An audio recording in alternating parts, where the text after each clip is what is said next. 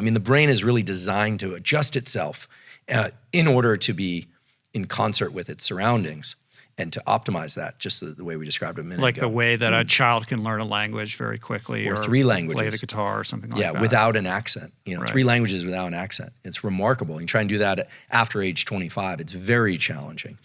And so the brain is basically designed to be customized in the early part of life, and then to implement those algorithms and that circuitry for the rest of its life. And so the brain can change in adulthood, and it can change provided that there's an emphasis on some perceptual event. So in other words, if you want to change your brain as an adult, let's say you want to be less anxious, you want to learn a new language, you want to be more functional in some way, presumably. The key thing is to bring focus to some particular perception of something that's happening during the learning process. And the reason for that is that there's a neurochemical system involving acetylcholine. And it comes from these 2 little nuclei down in the base of the brain called nucleus basalis. All day long, you're doing things in a reflexive way.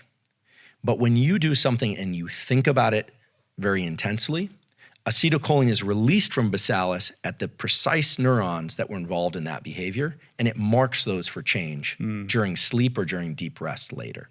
So for people that want to change their brain, the power of focus is really the entry point, and the ability to access deep rest and sleep.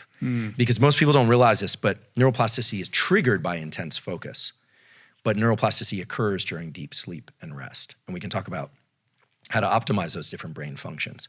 One of the things that's really important also to think about how the brain works in terms of plasticity and all this stuff is what the brain really wants to do is also pass as much of what it does off to reflexive behavior as possible. So